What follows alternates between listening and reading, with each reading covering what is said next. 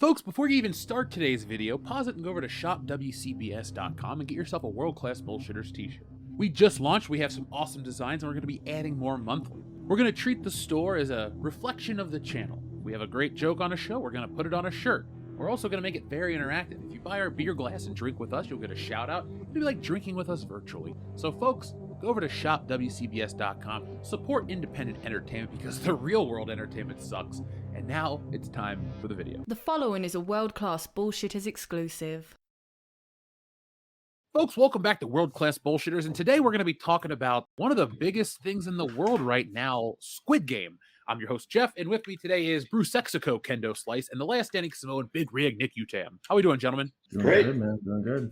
Like I said a moment ago, Squid Game is the biggest thing in the world. We are the epitome of pop culture, so we thought we'd all check it out, watch it, and let you guys know what it is and if you should, watch it. Now, before anybody wonders what Squid Game is, if you haven't heard, it's a series on Netflix, and it's about a game, a show where 456 players draw from different walks of life, but are each deeply in debt, play a set of children's games with deadly penalties for losing the chance to win 45.6 billion won in prizes. So guys, the first question I had throughout this entire show was, what was the conversion rate of all this money? Because all they talk about is, I'm billions of dollars in debt, and my jaw drops to think that one person could be owed billions of dollars. So all joking aside, guys, what did you think of this show? Kendo, we'll start with you. Well, what did you think of Squid Game when you first? I thought it was really good. I thought it was well done. It was engaging. There was some really great character development. You actually cared about the characters, whether you liked them or not, and wanted to see what happens. And it was one of the first shows that's come along in a really long time where I actually wanted to see what happens next. What about you, Nick?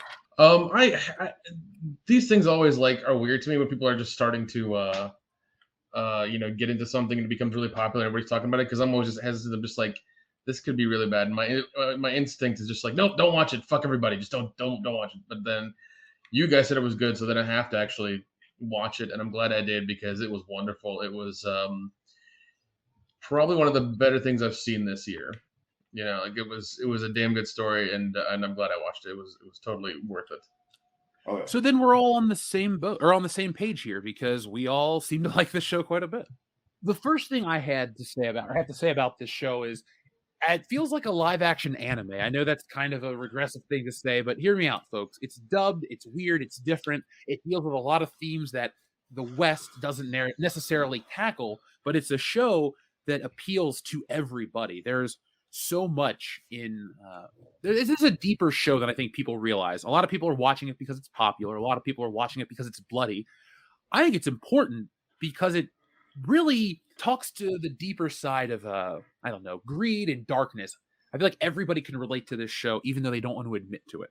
Yeah, I would say that's a very fair assessment, because you have to ask yourself, like, if there was a chance to win all this money and you got to play games and you might get killed, would you still do it? Because, if you're that hard up and in that bad of a situation, life's pretty shitty already. So what's the chance of dying to get all the money in the world that you could ever want?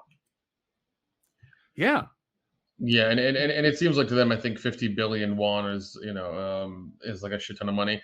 Just to kind of give you an idea, I actually typed it into Google, and it looks like a billion won is.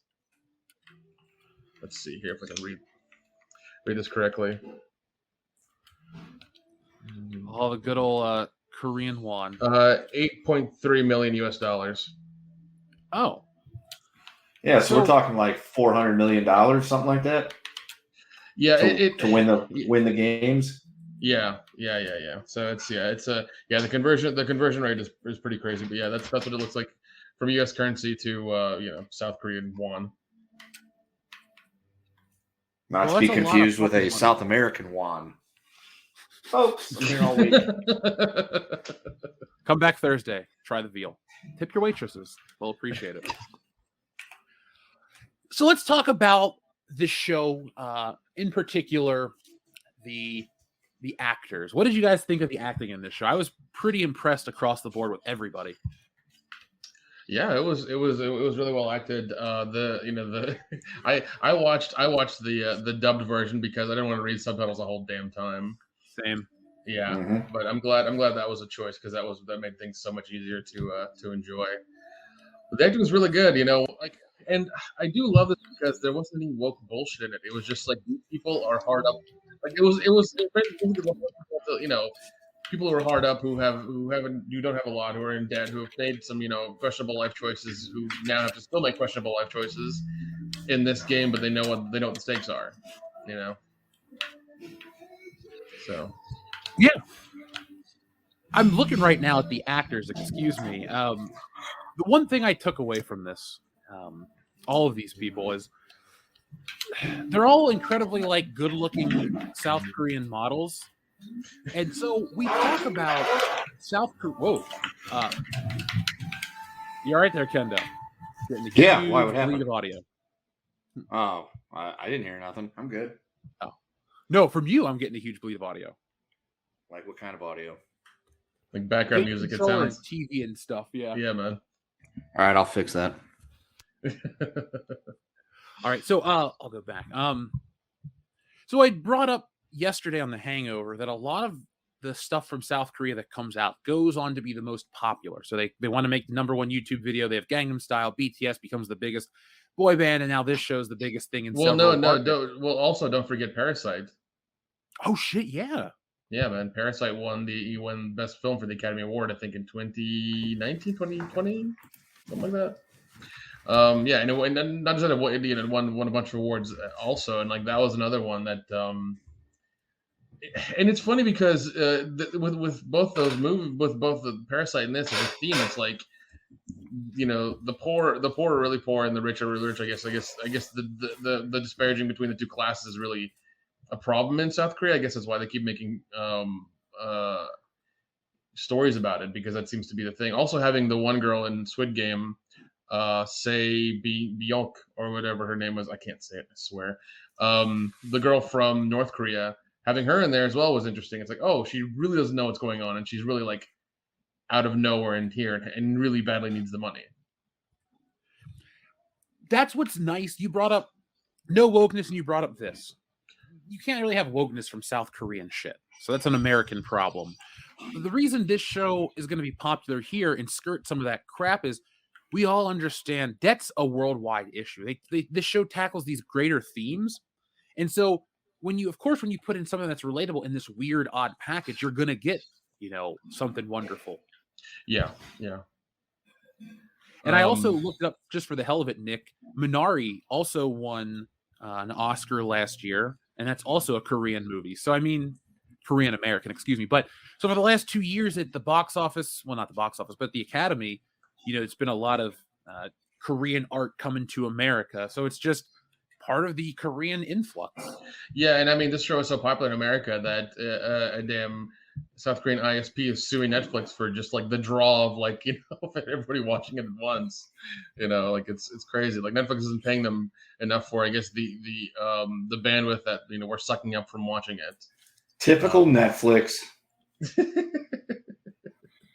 Well, they've been operating at a deficit for, I don't know, a decade or more now. So I went to a Korean American website. It's weird as hell. But there are so many articles about Squid Game. It's fascinating. Squid Game star, gratitude to Park Hae-soo and Lee Jung-jae. Oh my God, this is, I don't know. I'm going to start reading this shit for fun. Okay, no, I'm not. I don't give a shit. I do give a shit about this show, though, because I don't think we can make anything like that here in America. You talk about the rich and the societal stuff. I think it's too ugly of a topic to cover honestly from our country. No, and here's the thing. Like Squid Game is revered because they've basically taken everything down to like basic kind of first world stuff, like debt, jobs, things like that, like very like first world problems kind of thing. And everybody's praising Squid Games now. There's a lot of people giving shit to Chappelle's show. I mean, Chappelle and his show, his new stand-up, The Closer, right now because of the things he said. And it's very weird how like we're having both things from the same platform. This great thing that everybody's enjoying and making memes of and videos of, and like trying to make that honeycomb stuff, and the outfits are coming out. I mean, Halloween's going to be all Squid Game shit. I can feel it's going to happen. And then we have this backlash from all these represented, all these, I guess, minority groups from Chappelle because he apparently said some things wrong and nobody watched the special all the way to the end.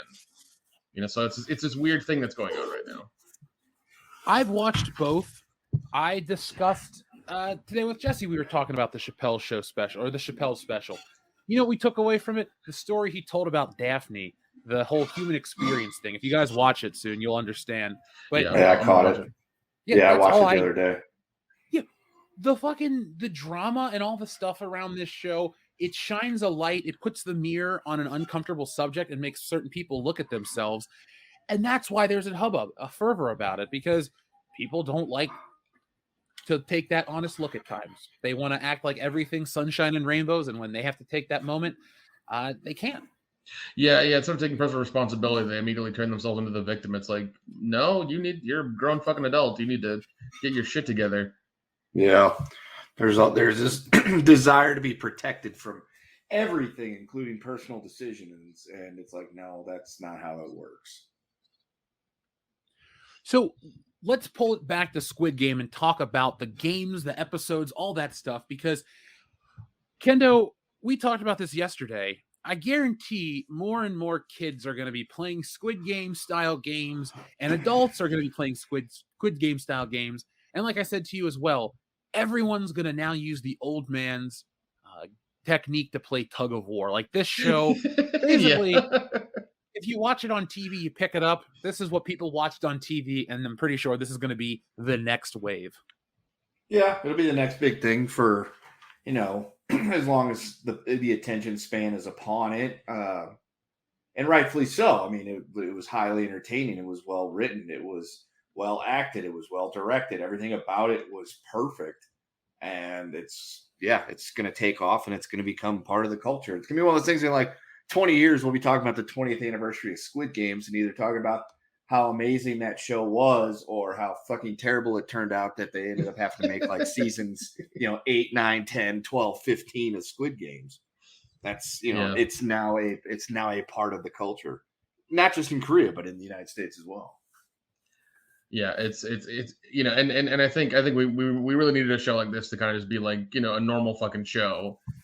It was, obviously extremes of, of the violence and things like that of what's happening. But I mean, we needed something like this to kind of just be normal, not check all the boxes, but just be good, good from beginning to end and tell a story. One thing that is very prevalent in the South Korean stuff is that there's always like a twist. There's always like a twist ending. There's always a little twist in the end there. Because even in Parasite, it was the same thing. We had like this twist thing happen. Like, it wasn't really towards the end, but it was like kind of in the middle. With that stuff, and that one was a pretty fun, exciting, thrilling movie. And this is this also at the end, you also learn something about who's behind the scenes and what's going on. It's also really fun and interesting. Yeah, they're like their own little M. Night Shyamalan ding dongs. Yeah. God, I don't want more Squid Games, but we'll save that talk for the end. So the first episode, guys, was, I don't know if it was the best one, but it was the one that was the most shocking because it set the fucking tone. It definitely sets the tone. You know what this reminded me of is like a Twilight Zone where, like To Serve Man or any of these like Game of Death style things. It's a Bruce Lee movie, but where people are offered these, these crazy risks. And are you going to take it? Are you going to bet your life? It starts off, at least for me, it felt like that when he's, when our main character is confronted. So the show starts out with our main character, Gi-hoon. I'm going to butcher all the names. I apologize, folks. Folks, we are not native Korean language speakers. We will not pronounce this stuff correctly. Yeah, we'll try our best, but give us a fucking break. Yeah, if that's what makes you downvote this video, I'm sorry for you. Yeah, Gi-hoon, I'll try on all their names, folks. I'm not gonna shortchange you. So Gi-hoon is our main protagonist. He is a bum from Korea, South Korea. Does he live in Seoul? Is that where they say? Probably, yeah.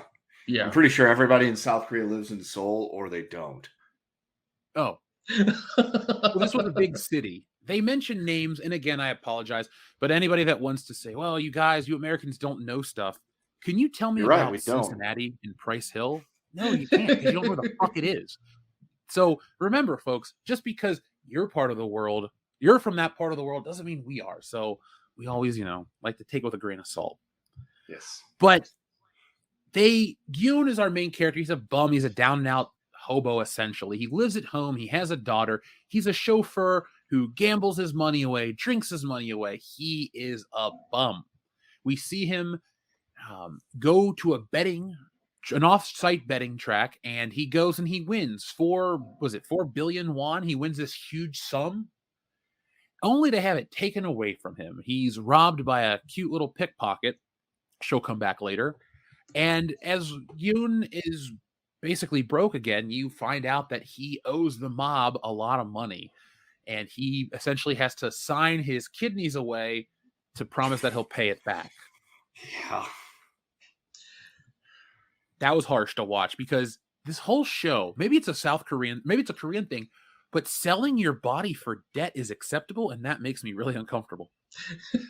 Well, yeah, I mean that comes up later in the show too. It does. Yeah, it does. Some of the corpses from the Squid Games that they're harvesting the organs for, and when not to get off topic, but when the guy that runs the games finds out about it, he literally says, "I don't care if you're wanting to sell the organs for money. What I care about is fairness." It's like, damn, they don't because the whole time I'm like, oh, they're gonna find out about this organ harvesting. He's gonna be pissed. No, he was pissed that they were cheating, that one of the players was cheating. Not so much about the harvesting of organs, but yeah, it's the idea that I'm in debt. I can sell my kidneys to the mob, and that'll make it okay. Yeah, that's just a bit jar.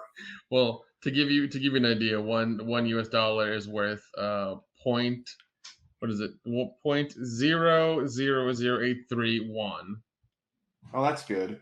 Well, I mean, sorry. The conversion. So it's not worth a lot. I mean, yeah, their money's so not very essentially to the United States dollar, the won is an obscure cryptocurrency.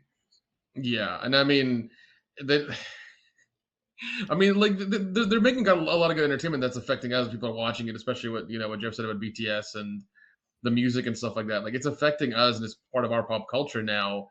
I'm surprised if they don't come up, or we become better friends with them because of that, because of the cool shit they're coming out with. And it becomes a thing when South Korea comes out with a new movie, everyone's like, oh, we need to go watch it, it's probably going to be good, we need to go check it out. It might start being a thing now.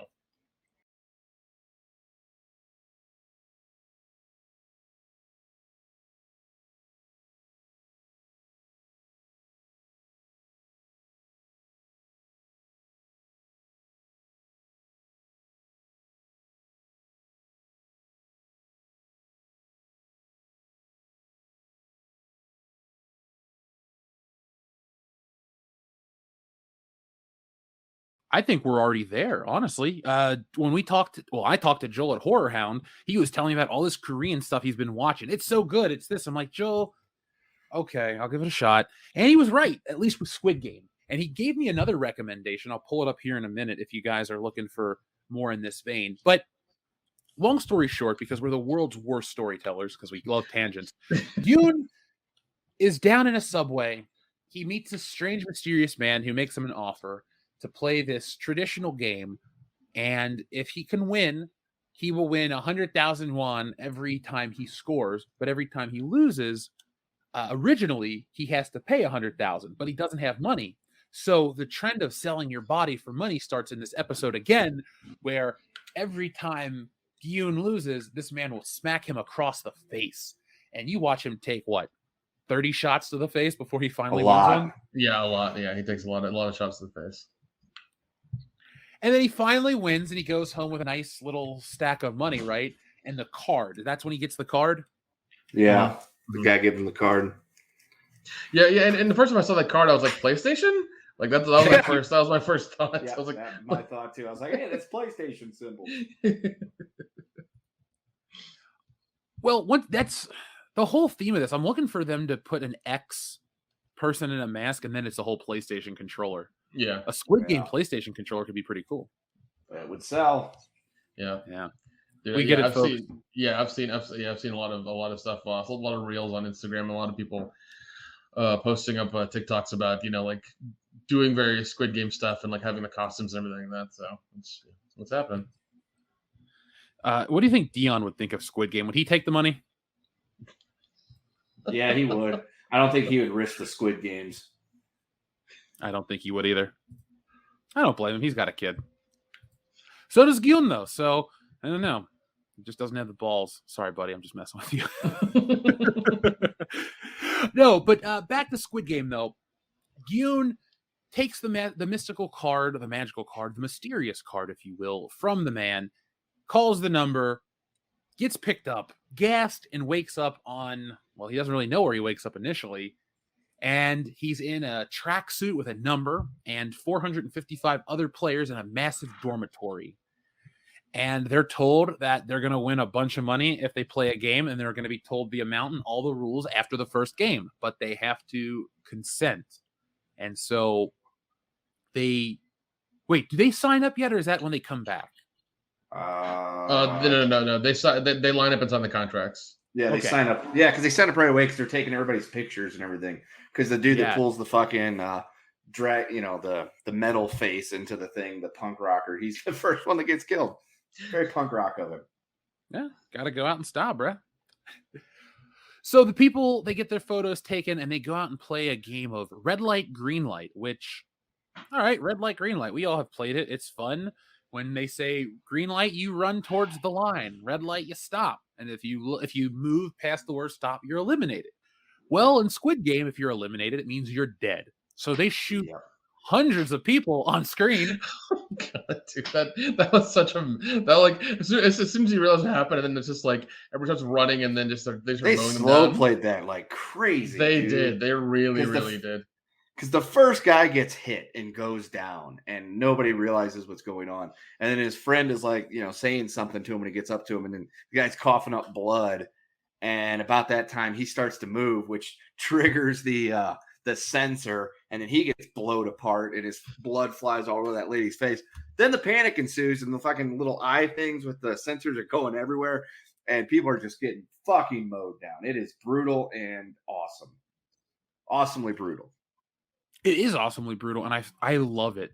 You don't get that kind of an emotional reaction out of watching a lot of shows, but damn, you'll be shocked, surprised. You might even laugh once or twice at some of the shots they get off in the show. Is it me? Was it initially hard to watch, but then the deaths become desensitized, much like the VIPs and the higher class people that watch it live? Yes, you do. You get over that stuff real quick until episode 6. yeah, that's very true. When you said that during the Thursday show, and I was like, oh, okay, I'll see what happens. Oh my God. Abdul Ali deserves better. Spoiler alert. He does. Oh, he did. Now, so after everyone is shot, the episode just kind of ends after they all, the people that cross the line. So then we get to the second episode, and everyone's horrified at what's gone down. So according to the clause, which is some of the paperwork they all signed, clause 3 says if a majority votes to end the game, all players will be sent home, but they won't get any money. So they all vote to leave, and they do. Mm-hmm. What did you guys think of that? I thought that was an interesting commentary on once you know what you're in for, you'll still come back. Yeah, because like when they were voting and everything, I'm like, oh, they're all gonna vote to stay, and then it's gonna be like, oh, why did you pick to stay? Blah blah blah blah blah. But no, they vote to end the Squid Game and to go home, and I'm like, huh. Well, how are they gonna write this back in to get everybody back in here? Something's got to give to get everyone back in this thing, and then that's when it goes through the next part of the show where they all end up going back, and it's just like, wow, it's an interesting quandary of like, would you really go back to it? If you make it out of it, would you really go back? And it's like, these people must be that desperate for money. Yeah. I think it's also telling of how desperate they are, because they were in this shitty situation where they were playing red light, green light for their lives. Yeah. And they all vote to leave, which, then they leave, and they realize that their lives are much shittier than the game's. And they're like, I want to get back in, because at least, if I die, I'm dead, and if I win, I get a lot of fucking money, so it's okay. They're willing to, death is preferable to the life I'm living, but if I win, my life will be incredible. Yeah. So that was kind of the thing they were saying. I was like, shit, man, that's fucking Buddhist, man. That's a rough decision to make, but goddamn, a lot of them did it. Yep. So we get to the third episode where they go back to what we learn is an island, but this time there's a little more. So this show does the smart thing. When Gyeong returns back to South Korea, he goes to the police, like a lot of people would do. He freaks out. Hundreds of people have been shot. He explains what just went down, but the police look at his appearance and they treat him as if he's a fucking idiot and really don't have anything to do with him. But he does something that catches the attention of one of the cops, who then goes to take it upon himself to track down Gyun, follow him, infiltrate the entire organization, and create our subplot for Squid Game, which is one part the story of Gyun and all these people playing the Squid Game to make, a couple $100 million by our standards. But you also have this undercover cop who's infiltrated the hierarchy of how the game works. And so you get a really great look at playing the game and how the game works behind the scenes. Random question for you guys. What did you find more interesting of this show? The part behind the scenes with the cop, or the actual games and that element of the show? That's a really tough question because they were both equally interesting, and there was a lot for both of them, because you kind of needed both parts of the show to get the whole show, because you got to see all the behind the scenes shit through Jihan going through there trying to find his brother. Yeah, and I mean, you learned a lot about the intricacies of the game, how it's done, how many players that they've had, how long it's been going on, the VIPs and what they do, and then you also learn about the characters, just with them teaming up and having their little groups and things like that, and wanting to know more and more about each other because they have nothing else to do except talk and eat and sleep, or try to sleep and survive. So. It was you got a lot of information, and it wasn't just shoved in you, and it wasn't chock full, and you'd really washed up. It was all done in a nice pace, in a very, very nice pace, where you could really absorb everything evenly and really know what was going on and stuff like that. So Definitely. Sorry, the cat was in the room. So we'll move back a little more into the narrative. So they return. Oh, wait, I'll answer the question I asked you guys. I liked the cop story. I thought it was a much better James Bond film than what we got from No Time to Die. I actually watched that a couple days ago, so we won't talk about it here, but we'll keep going with Squid Game. Deal. We'll talk another time. So back on the island, they are ready to play the next game, which is Dalonga Cookie. And I had to Google what Dalonga was. It's basically a candy made with melted sugar and baking soda. It was a popular street snack in the 70s and 80s, and is still eaten as a retro food. Nice. And they have tons of simple shapes. Now, this was the game. I don't say it was it got me on edge or anything, but this was a really good one because of the tension they told with this one. Yeah, because I mean, you knew one of the guys figured out what it was. Songwoo.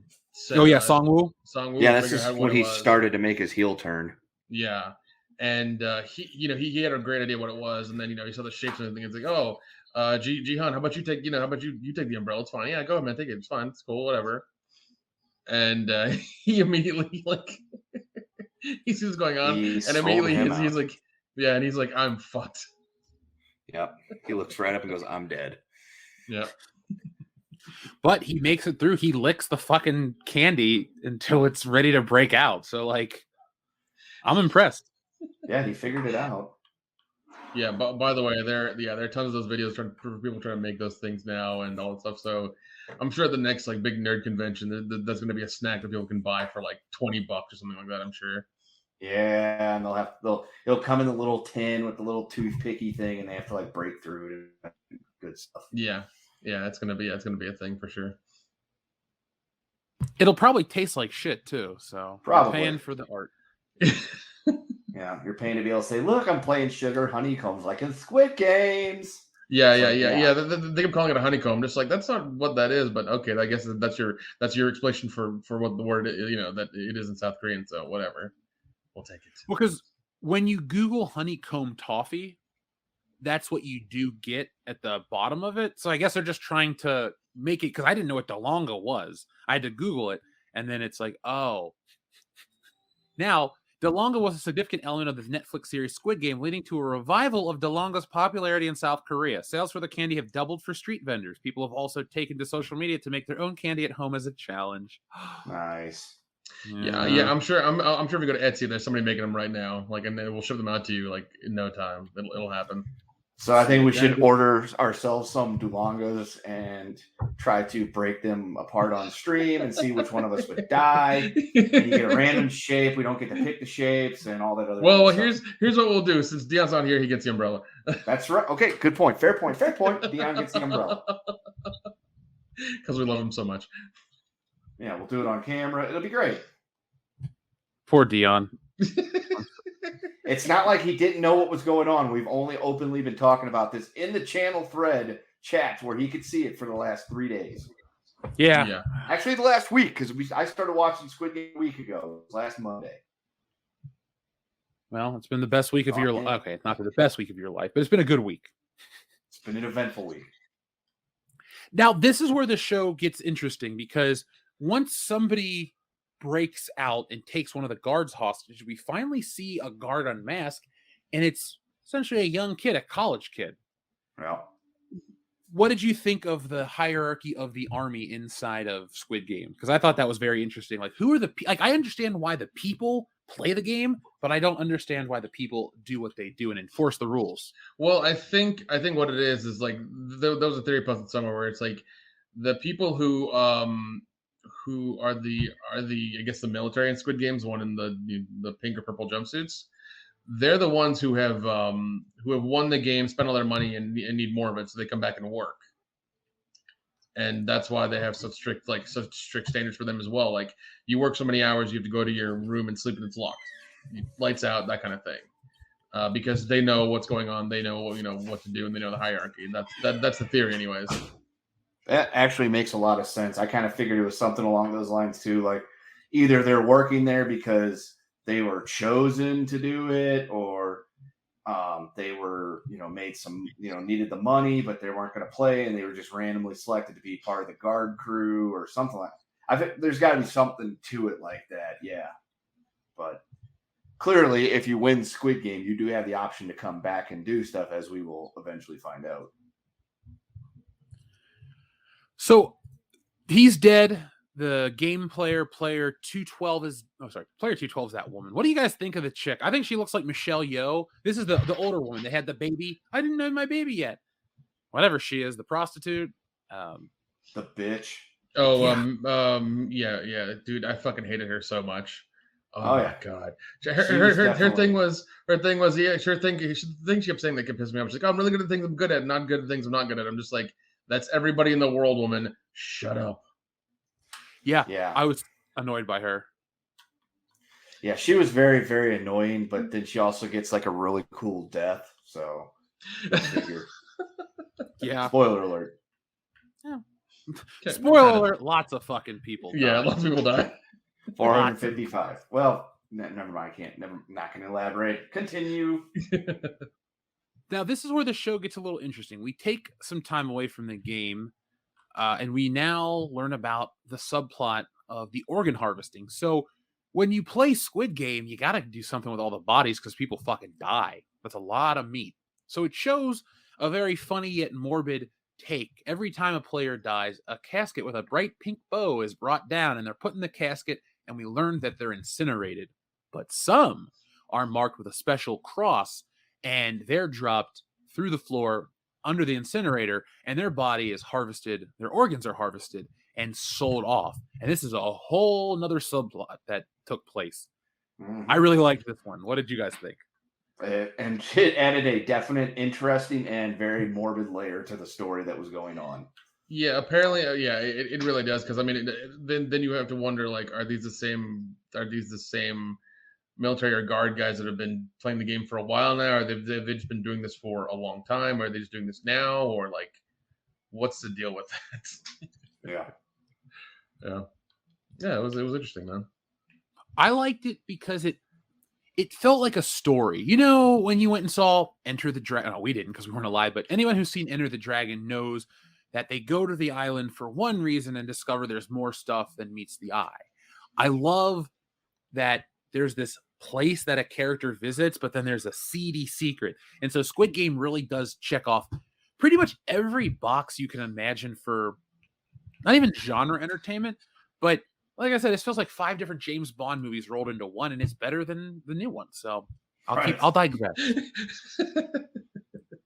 It's really hard to keep. It helps you make a difficult decision when you're trying to keep track of who is the bad guy and who's the really bad guys. Yeah. There's there's levels of assholes in the show. You have to kind of You read my mind. Levels of assholery. Yeah. Now, episode 4 is where we also find out people are killed over food after the prize money is increased. And I believe this is when they start teaming up. Yeah. That's when they introduce that element to it, and because they sabotage it intentionally by giving less food to cause them to turn on each other. And I was just like, oh, that's just to fuck with the players, blah, blah, blah, blah, blah. But then the one guy kills the other guy. And I'm like, oh, well, how are they going to deal with this? And some of the players are freaking, like the more benevolent, nicer people are freaking out, screaming, he's been murdered. What are you going to do? And you think, oh, yeah, they killed somebody outside the games. That's got to be against the rules. No, it's not. Because then the happy little game show music plays and money falls into the thing. It's like, oh, it's encouraged. Yeah, this isn't going to go very well for our heroes, and it doesn't. Because like you're like, oh yeah, the data. Like, I was with you, Ken. I was like, the data outside the game, something's going to be done. No, that was not in the 4 rules you signed. That's not part of it. It's like, okay, shit. Yes, players are allowed to kill each other, and I wouldn't say it's encouraged, but it's definitely not frowned upon. No. Now, this show really knew how to really wait for you to wonder that question, because all these, once the conceit is there, once it's all planned out, once you understand the premise, they only vaguely explain enough to keep you going. Your brain goes, what about this? And then eventually it gets answered. And I think that's what also makes this show so satisfying, because when the announcer talks about the money will be distributed across the winners, I thought, well, why doesn't just everybody kill everybody? And then if there's one guy left, right. That's how it's going to go down. And so this adds that layer, which adds that level of tension, which Squid Game never has the ability to let up. It keeps moving forward, which is another thing that makes you keep watching. I've given up on many a show that doesn't know how to keep the momentum flowing. For 9 episodes, this show knew how to do it incredibly well. Oh yeah. No. Yeah, it did. You kept wanting to know more and more and how it ended and like how things were going to go down and stuff like that. So it did. The pacing was wonderful. It did a wonderful job with that. Now, after our players go and form teams, we'll call them the bad team, full of the bad guys. They pick the doctor who's been working on the secret organ transplants or organ harvesting, And the reason the doctor consents to this is because they're giving him information on the next game. So every time the doctor does something, they say, well, here's your next game. And now we learn that the next game is going to be tug of war. So the main bad guy, the gangster looking dude, starts to recruit strong people. And our main heroes are, not so strong. You have Gyeong, who's a little guy. You have Sabyok, who's little. You have the old man, player number 1, who's got a brain tumor, yet because of his age and wisdom is able to stay alive. And so you find that our characters are going to go into this big game of tug of war. But how are you going to do that when you don't have fair-sized teams? This isn't just a regular tug of war game that we're talking about. If you've not watched this show, this tug of war takes place really high up in the air on these 2 big old platforms. And it's not just pulling the opposition across the line or, into a pool of water. No, you pull them off of their platform to where they're just fucking dangling there in the sky. And this big old guillotine comes down and cuts the rope. And they plummet to their death. And there's nothing they can do because they are handcuffed to the rope. Yeah, that's... I feel like you understated the brutality and the horrible, psychological aspect of this game. Well, it's tug of war, man, and all's fair in love and war. So I thought. No, I agree. Don't get me wrong. I'm all about that, but at the same time, it's like, yeah, not only are you going to lose, but you're going to hang there off the platform above the ground for a good 10 seconds, and then you're going to, plummet to your death and hope that maybe you'll land on other people to where you won't die, but then they kill you anyway. Or you'll be sort of alive like the one guy, and they'll put you in the coffin anyway, and your organs will be harvested. Yeah, I mean, the best you can hope for is, like landing on your head. That's the best you can hope for. I don't know, man. What if you break your neck and you're just like choking on your own blood? At least it'll end a lot quicker than I mean, that's painful and breaking your legs. Yeah, because you just break your legs. I mean, that's excruciating pain. You're still alive, but at least if you land on your head, you have a good chance of just dying fairly quickly. So yay, kind of. It's the most morbid episode of World Class Bullshitters to date. How do you want to go, guys? I'm just joking. Oh God! Yeah, Wilford Brimley style, Kendo. Do I have to have the beatus? No, you just have to die at an Antarctic outpost. So that's how Wilford Brimley dies. Oh God, the Thing style? Yeah. I didn't know that was part of it. Sure. Ooh, that's going to suck for about 30 seconds. You're going to be in excruciating pain and then nothing. Morbid. Now, while the game of tug of war is going on, our undercover cop is, back in his dormitory quarters where all the workers are, and here's Morse code. And then they, he starts to communicate with other soldiers in the hierarchy of the Squid Game. So it adds to the level of drama because you find there's infighting, there's this, there's that. He has to kill one of the guys, and they talk about how there's a specific number of workers, and so he always has to be cognizant of that. And he even is able to acquire a better mask to get himself into better places. And again, I really like this subplot. I find it way more interesting because he's not just investigating this horrific thing. He's got a personal connection that you find out as we get into it. Mm-hmm.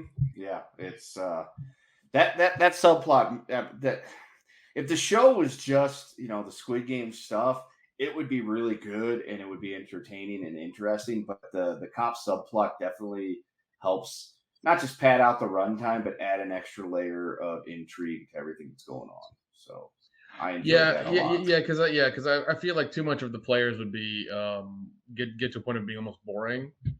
But at least you have that subplot to kind of keep things going, and then you have also like the higher ups and the VIPs and that whole thing and their interactions and all that stuff. So it's good to have that as well to kind of keep the pacing controlled.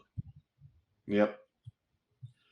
So the next episode doesn't really feature a Squid Game or a game in general. It just features the organ harvesting ring being broken down, and everyone that's involved is killed and strung up. It's fucking brutal, but it sets up the manhunt for Jun-ho, who's the undercover cop. And we find out, this is where the show gets interesting. So Jun-ho escapes, and it turns out that the Squid Game has been going on for over 30 years, and that his brother that has been missing was the winner in 2015 and is now, he was the front man, correct? He ends up being the front man, yeah. Yeah. Great twist. Very, very classic. Very Star Wars, I am your father. Mm-hmm. But then he shoots him and he falls off a cliff. I don't think he's dead, though. I would like to think that he's not dead, but then again, you never know. It depends on what they're going to do. If they're going to bring back a Squid Games 2, we already know it's going to be a buddy cop thing with him and fucking Ji-hong teaming up to take down the Squid Game. That sounds awful, but also entertaining at the same time. Why did I say that? But yeah. I'm kind of hoping there's no more at all. I just hope it's like season 1. It was like kind of a short-lived series, and that's it. Like that's all I want. I would, if it just stops here, I'm gonna be really happy. Honestly, this is fine. Yeah, I agree. I'm right there with you. I know we're gonna get more. I don't want more. I might watch more. But if it I'll definitely watch more. Done.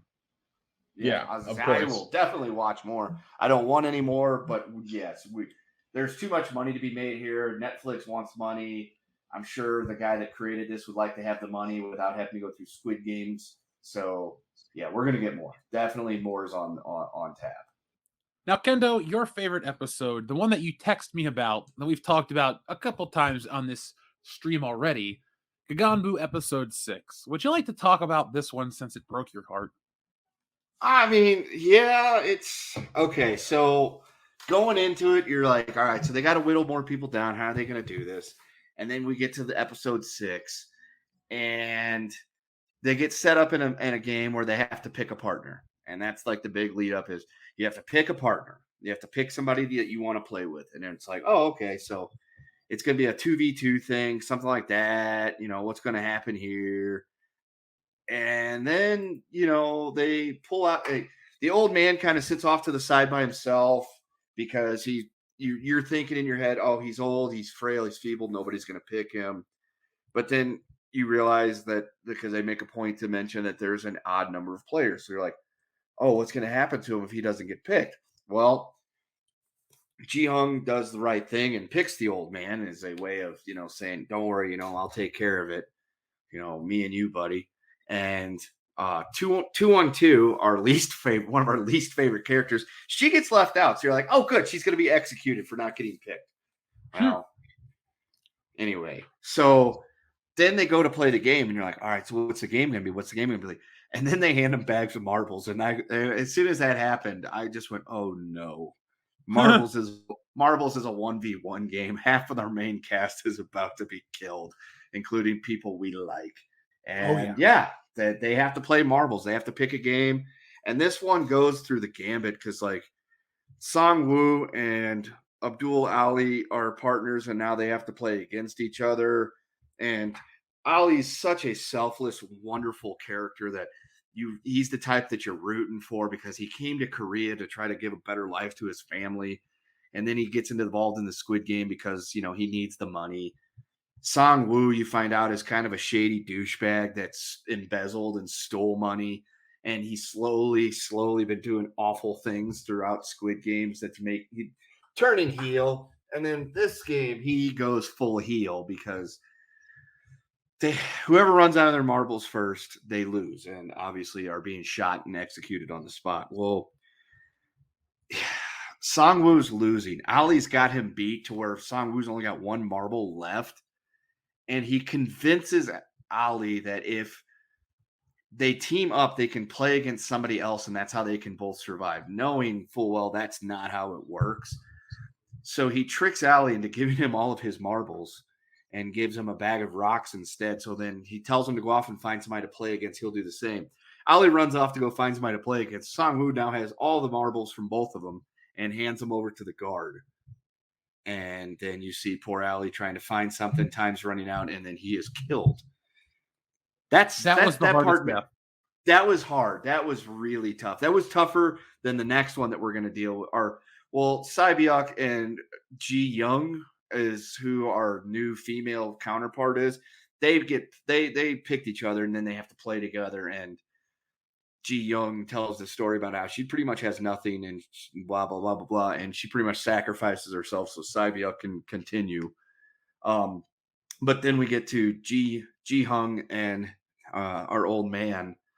And the old man's beating Ji Hung. But then then he starts acting. He does a lot of things that makes you think that the brain tumor is really messing with him and that he's not all there and that he's losing it. And then you're starting to go, well, now I feel really bad for him. This is really the end for the old guy. He doesn't even know where he's at. Well, then Ji Hung starts to cheat a little bit because he's like, this guy's lost his marbles, no pun intended, and I can't die because he's going to be killed easily without any help or anything in the next round. So he starts to cheat, and you start to kind of sort of justify it for the character and say, well, it's better that he advances than the old man and blah, blah, blah, blah, blah.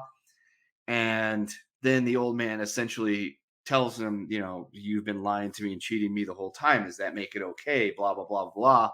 Because the old man had hid one marble and had been taking Ji Hung on this wild thing while the time was running out, and the time ran out. Well, then the old man just hands Ji Hung his last marble, tells him what his real name is. And so now Ji-hung has won, and the old man's going to be killed. And Ji-hung walks away, tears in his eyes, and it just shows the old man smiling and happy because he just told him, he's a great friend and he appreciates everything and all the time they spent together. And then as they walk away, it pans away. You don't see the old man, but then you hear bang, which means old man is dead. And that is how episode 6 ends. And I will tell you that it wasn't me that was doing it, but there were some angry tears flowing in the room after that episode went down. Oh boy, that was a hard one to get through. Dude, poor fucking Ali, poor, everybody, man. It's just one of those ones where you feel kind of, I don't know, dirty for watching, if that makes sense. Yeah, especially Ali, because like I said, the old man getting it, it's kind of one of those things. It's like, okay, well, you knew that it was probably going to happen anyway. And to have it go down the way it did, and you were kind of thinking that maybe he's losing it because he was running around screaming. That looked just like his neighborhood and where he grew up and his house where his wife lived with him and their kid. And you're like, okay, so he's clearly losing it. He's not all there. So him dying probably isn't the end of the world, especially considering the guy that you want to win, the main character you're investing in, is still kicking it and going strong. But Ali, losing to Sang-woo, you're just like, oh, especially the way it went down. It's just, that one was tough. That one was hard because that, not to say that there was like any fairness to any of it, but that was like the most unfair, bad one that went down. It was, because you saw they did a good job at giving Ali a compelling backstory to where you sympathetic, even though he has done, in quotations, bad things by he technically stole from his old boss. But it almost, he reminds me of as Aladdin. And I'm not trying to be funny, but it reminds me of Aladdin, the diamond in the rough. You're doing something bad, but, for some good reason. And Ali, is he the most, who's more like, I don't know, who do you think the audience can identify with more, him or Gyun? I would say Ali, because Gyung is kind of just a ne'er-do-well that keeps making problems for himself, whereas Ali is just trying to do the right thing. He's trying to do what's best, and shit just keeps going against him. And he is at the mercy of people that have more power and authority than he does, and he can't get ahead or get what is coming, gets what he deserves because of that. So that's a little bit more relatable, just trying to do the right thing, and then you're forced to do bad things because of that fact. And I would say that makes him a little bit more relatable. So the next episode knows how to, I don't know, play at your emotions, knows how to basically keep you going along. It's an episode titled VIPs, which is how we learn about the games, where essentially the VIPs are watching to, paying to watch the people play the games live, including the deaf. So you have all these VIPs in these elaborate masks. They're white dudes for the most part. And this was interesting. This is something I do like. And a lot of Europe or foreign productions, they'll get, an American or a Canadian or somebody that's a native English speaker, and then they have them speak their language no matter what. So it's like you can clearly see these guys aren't dubbed versus the other actors. I know that's a weird thing, but it makes it a little more realistic that you get somebody from another part of the world to come play this VIP that's coming to watch this game. It adds a little more, I don't know, realism to it. Small, but things like that actually, matter to me. Right. Yeah, no, that makes sense because they added another element, that's for sure, to everything that was going on. But at the same time, it was like it definitely ratcheted up the steediness to it and made it kind of authentic because you're gonna have, if this is as far reaching and far flung as it claims to be, you're gonna have people from all over the world that are coming here to do this, and to have them speak clearly not dubbed, it added a little bit more, I would say, like authenticity to it, if that's the right word, and a little bit more real, but also, yes, definitely more fucking seediness to it, that they're sitting here in this like lavish fucking luxurious thing, watching these people kill themselves for their own entertainment. Yeah. And betting on it, by the way. Yeah. This is the game where they're running over the tempered glass. This one was intense too. A lot of the games, a lot of the tension from some of the later games involves like death at a high height, which is simple but effective because everybody again fears from falling off something high. Oh, I don't want to fall off my balcony. I don't want to fall off my couch. I don't want to fall over this desk. Like it does work at that level too. And again, I was into it. The fucking game where they're the last couple people with the panes of glass, you get to see Song Woo again show his dark side. Yeah, we'll add to that, something you just said on there, it ratchets up the intensity. But based on the fact and coming off the heels of episode 6, the show has clearly demonstrated that the main characters, they have no problem fucking killing them at this point. So then you're like, shit, who's gonna die next? Who are they gonna kill? I don't think they're gonna kill Ji Hung. He's he's the first one we got to know, and he's the character they introduced us. They're not gonna kill him, are they? But I didn't think they were going to kill so-and-so, and they clearly did, because we all at this point had it in our head that there's going to be this happy ending where like that team of 5 or 6 of them survives and they get to split the money. Ho, nay, that was not going to happen. But yes, no. Song Woo shows his true. Well, first let's because in terms of like main cast, there's still like, is there 5 or 6 of them left at that point? Because the doctor got executed. Yeah. And yeah, I guess there would just been like 5 of them left, because you got the annoying lady 212, you got the gangster guy, then you got Sangwoo, Saibyuk, and Ji Hung. So yeah, so there's at least 5 of them left.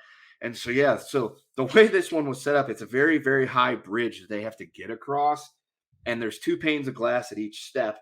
One is tempered glass that you can stand on. It can hold the weight of 2 people, because they go up.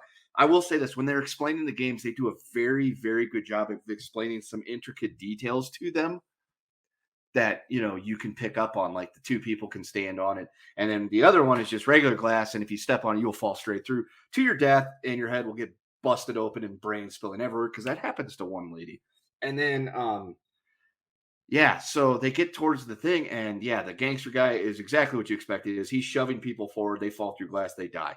Until he becomes essentially on point at this point, with like 5 panes of glass to go, and he's starting to threaten, and there's a timer that's ticking down that they have to get across before the time expires, or something bad will probably happen. And so our 212, who was a side piece love interest sort of for this guy as a way of manipulating him to get on his team and I guess get protection, she jumps up, grabs a hold of him, won't let go, and she essentially just fucking pulls them forward to the next pane of glass, where they both fall through and go to their death. So she kills him, because she told him earlier, if you betray me, I'll kill you. She does. She made good on her promise. And so it paves the way for everybody else. And then we get to where there's just our last 3 people plus another guy who is a glass maker by trade. And so he's investigating the glass, and they're on their last step. And while he's trying to figure out which glass to use, the game people turn the lights off to screw with them. And Sangwoo just shoves the guy forward through the pane of glass that doesn't hold him up. He dies, and the 3 of them make it across the bridge, and then the glass bridge explodes, and that information will come in handy here shortly. So Sangwoo in full heal mode goes full heal. He's a piece of shit. He's an asshole. What makes Squid Game interesting, though, is he's an asshole, but I feel bad for his mom. So there's a slight desire to not see him die, because it's like, man, your mom was so proud of you. You were the star child of your town, and your greed fucked it up. And then you put her business on the line, and now she's going to lose everything too. And I was so like conflicted, because I hated the guy for all of his shit that he pulled, but I was also hoping that his mom would benefit, and I got everything I wanted out of this show. So we'll move forward. We only have 2 episodes left. So, oh, great. My Iron Man figure fell. So now we're down to Yoon, Saibyuk, and Sangwoo, and they're having a delicious looking steak dinner. They're all dressed up in tuxedos. And you find out that Saibyuk had been stabbed very deeply by a piece of glass. So as Sungwoo and Young are getting themselves cleaned up for dinner, Saibyuk is just destroyed with this huge piece of glass in her body. And then she is not doing well. Oh God. But the three remaining players sit down to this meal, and Gyeon and Songwoo eat. She sits there, and you see how damaged or how injured she is from the previous game. So Gyeon, being the good guy that he is, goes to get help, and he keeps calling for help, pleading for help, and eventually they're gonna come, or so he thinks. While he was knocking on the door, Songwoo went over and killed her, stabbed her with the slit her throat with the steak knife. And then there were two players. I was surprised when this happened. Yeah, I was too. And I mean, if we hadn't said it before, we'll say it again. Song-woo is a piece of shit at this point. He is straight up he's essentially doing all the horrible things that you would have to do to survive, I guess would be a way of saying it. But you're horrified by the fact that he's doing it. And the fact that she's bleeding to death and is probably going to die anyway because of the massive fucking wound that she suffered from the glass. You're like, she's probably going to die anyway. He doesn't care. He's not going to take that chance. He needs to get one more player out of the way. And so he fucking kills her anyway. He slits her throat just to make absolutely sure that she is in fact going to die because he wants one less chess piece on the board that he has to get through to win. And that's just cruel. That is just, that one bothered me because you knew it was going to happen as soon as he got up and went running to Gihung, that is pronounced pal. As soon as he went running to go get help, you're like, oh yeah, Songwoo's going to probably do something here because he was pretending he was asleep.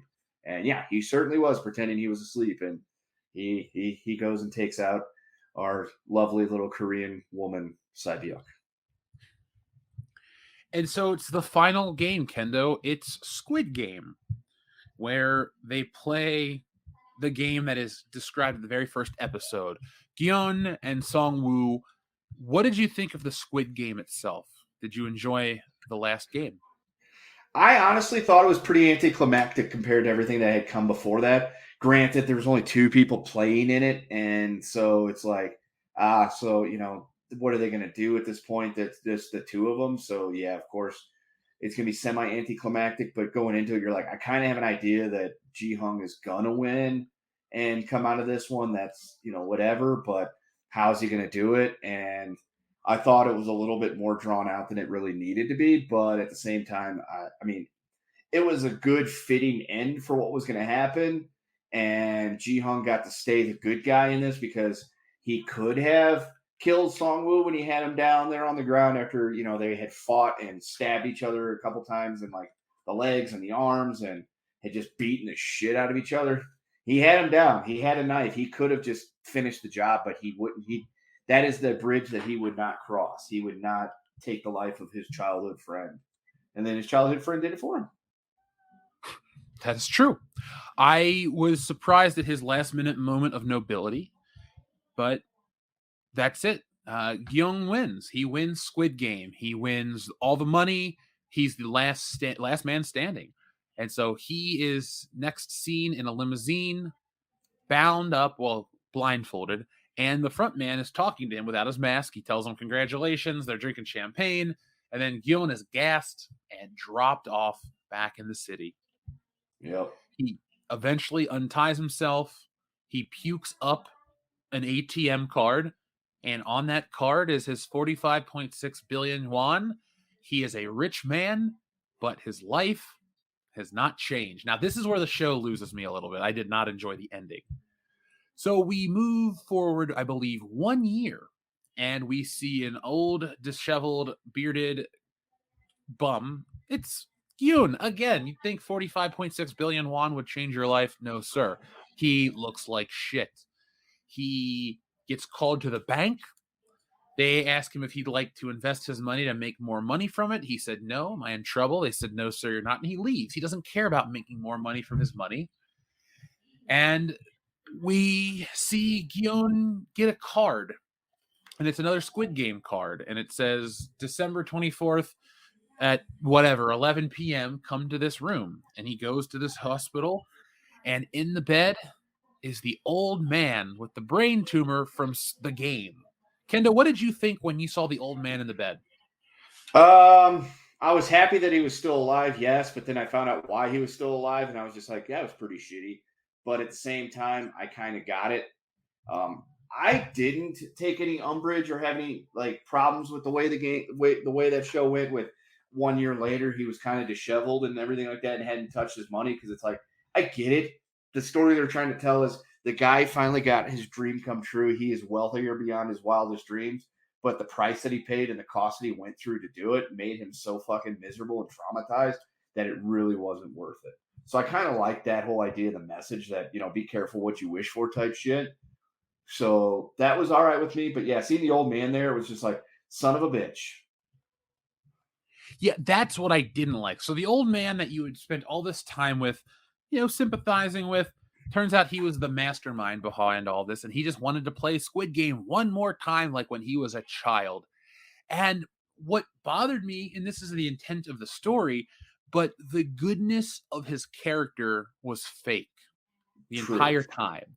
And that Yes. kind of took away a little bit of the spirit for me. I was into the humanity of Squid Game, and the fact that it was a little manufactured in world, it didn't piss me off. I was a little bummed out. Yeah, that part kind of, that also kind of worked. It's just like, you sat there, you rooted for this guy, you mourned his death, only to find out that it was manufactured and that he's behind this diabolical, horrible thing that I wish I was a VIP to be able to watch because I'm that type of asshole. But yeah, it's just like it totally tears down the character that you had invested into, Mr. 001, the old man with so much wisdom that helped everybody out. He ran this for the longest time, but then, he find out that, he's the one that created it with his other rich friends of his to bring some kind of excitement and intrigue to the world of being rich and extremely poor. Yeah, he pulled the rug out from underneath us. And so there's one final game he wants to play with Gyun where he bets that there's a bum on the street. He bets that no one will come help him before the stroke of midnight. And Gyun bets that he does. And so they sit and they talk about life and if there's any humanity or goodness left in humanity. And at 0 hour, just as the clock is about to strike midnight, just as about the old man is to die, somebody comes to save the bum on the street, showing that there is goodness in the world. And the old man dies just having seen that. Yep. And so Gyun, that there is the real final game for Gyun. That is his victory. And once he achieves that, he gets his life together. He gets everything back on track. And he heads to America to visit his daughter. But there's a little hiccup, Kendo. What a twist. Yes. So on the way to the airport, our friend Gyun sees the same mysterious man who makes him the offer at the beginning, making another poor sap the same offer. Just smacking the shit out of this guy. Oh, God, he beats his ass. After he gets the card, Gyun goes over, steals the card, and says, "You should never play the game." Basically, he wants to save him. So he goes, he takes the card, he waits for the call. He's about to get on an airplane to see his daughter. He turns around and he decides that he's going to come back and he's ready to play again. Yeah, or at least try to stop it. Yeah, he's going to try to take him down. I like what they're trying to do, and it is a compliment for South Korea, who tried to make, the most appealing American product out there. They made the most appealing, terrible ending, or they leave it open for a sequel. Sequels, guaranteed follow-ups, are not necessarily great. They're not necessarily terrible. But I thought Squid Game was much better as a self-contained story. But now there's going to be more, and there's going to be merchandise and all this fun stuff. So that was Squid Game, Kendo. Yeah, I mean, yeah, that was Squid Game. And then just a little bit of spoiler, just to mess with you. They tipped off that the old man was behind it. There were several different things. I watched a video on it and went back and watched through it.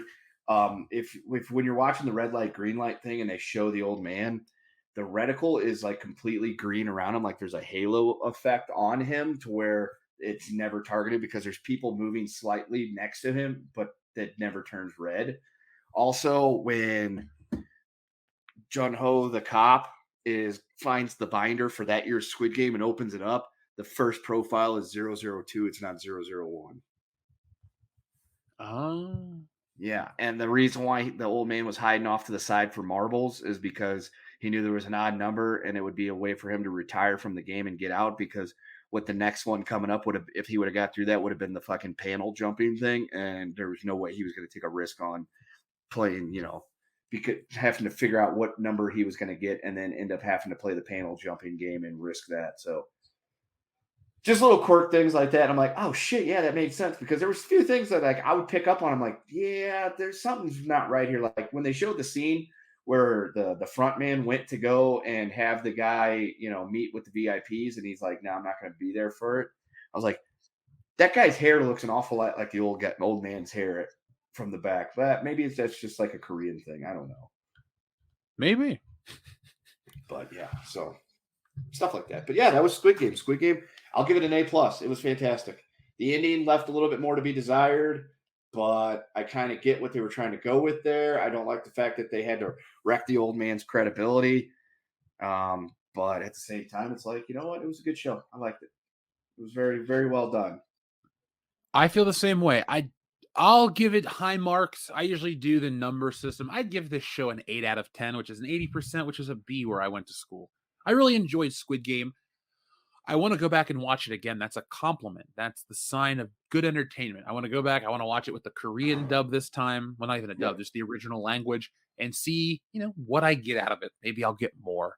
But I'm glad I spent the time to watch it. I'm glad you recommended it. I'm glad we spent the time to talk about it, because, folks, we want different things. Squid Game is like Star Wars, different because of the sum of its parts. It takes a lot of wonderful, recognizable things, and it's able to take those and create a story that's unique, interesting, fun, bloody, gory, but most importantly, speaks to everybody on a base level, and that is Squid Game's true greatest strength. Yeah. Kendo, is there anything else you'd like to say? They got lightning in a bottle with this one. I don't need any more Squid Game. If they come out with season 2, I'm definitely going to watch it, because I want to see what they're going to do with it. But if there's never ever anything other than the only 9 episodes they ever gave us, I'm 100% happy with that. Same. All right, folks. Well, tell us what you think about Squid Game down in the comments below. We want to know your thoughts. Shoot us an email, shoot us anything, a comment, anywhere, any way that you can contact us, do. But until then, folks, be smart, be safe, be cool, but always be excellent to each other. .com